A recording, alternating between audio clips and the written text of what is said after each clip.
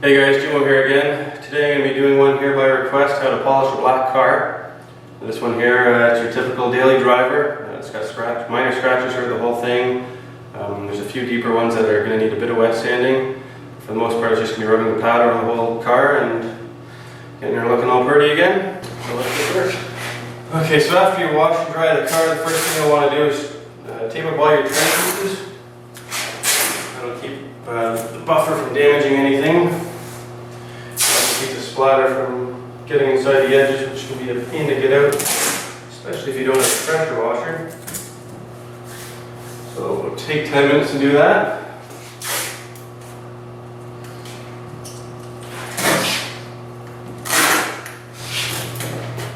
Okay, so we got it all masked up here. The next step, you should go over it and look for any marks that'll rub off, like this one right here. Some paint from something's rubbed up against it. And if you get a little bit of paint thinner on a rag, it should take it right off. So you can find out what you can remove with paint thinner, and paint thinner will not damage the paint, unlike some people might tell you. The newer cars with the clear coat they use, the paint thinner will not affect it at all.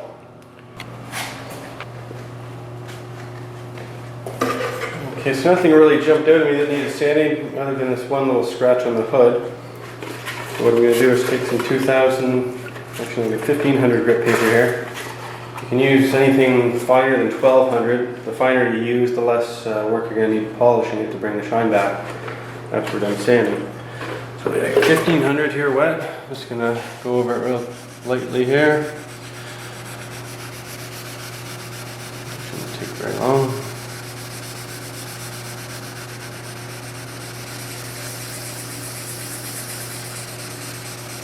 You want to be careful on the edges, because if you keep sanding really close to the edge and your paper's on the edge, it'll melt right through that edge before you know it.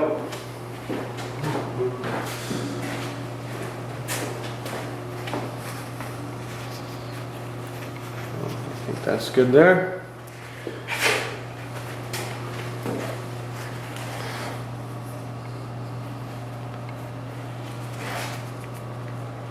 So when you're done, it'll have a dull, hazy look to it, so that's normal.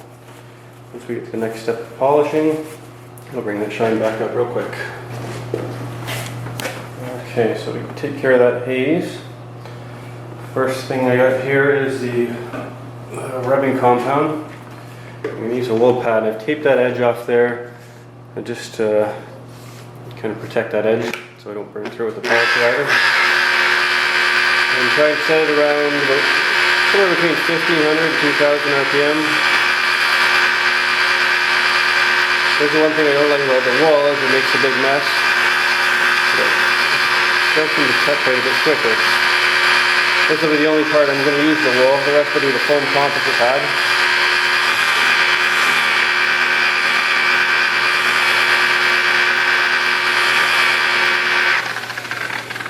This is a new pad too, so it's a bit messier than one that's been broken in.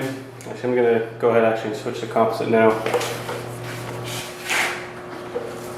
Okay, so I'm just going to go over the entire car now with the same rubbing compound in the foam composite pad. We'll do small sections at a time and just make our way around the entire car. Again, the same speed, about 1500, 2000 RPM.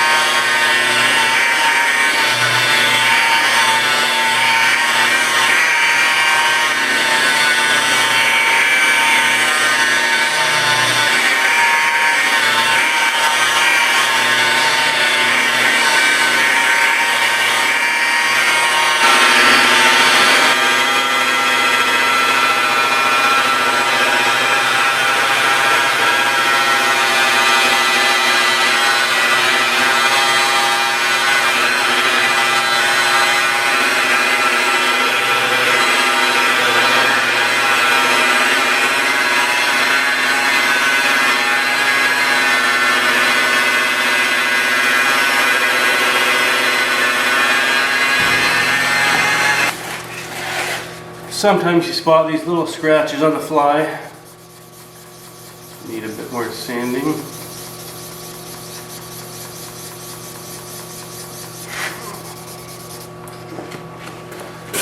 That should do it.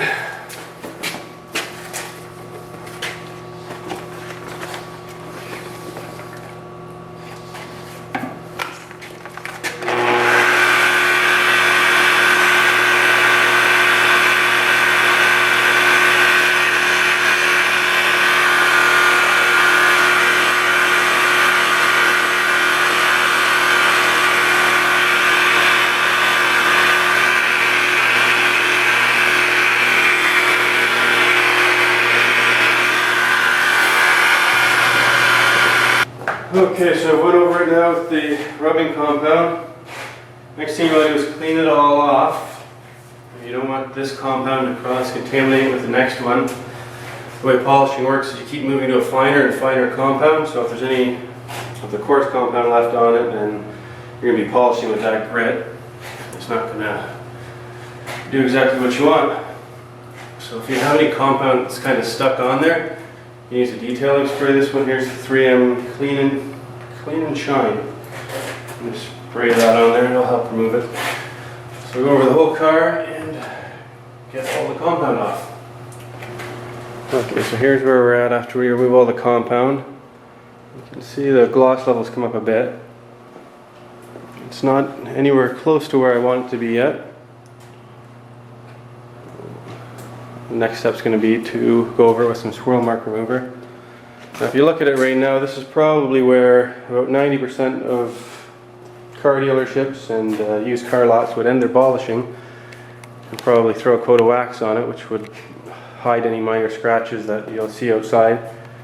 And if we were to leave it just like this, once you get in the sun, it would have those blinding swirl marks all over it, just be holograms all across the finish, and be annoying, it'd be an eyesore, and it'd be no good. So let's get on to the next step. Okay, so we're on to the next step here. Pretty well doing the same thing, except now we got the black pad, which is a softer pad, and a finer compound, the swirl mark remover.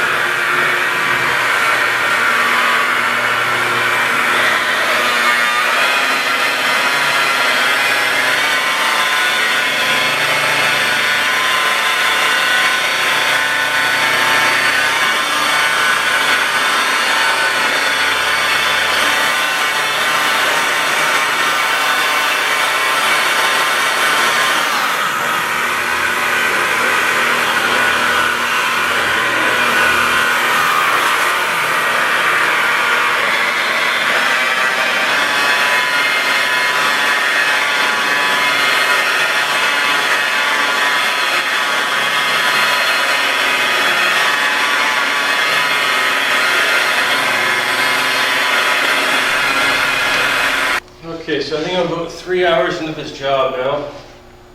So we went over the whole car with the swirl remover, and it's looking pretty good. The last thing I'm going to do is the ultra fina here, so the blue pad and a very, very fine compound.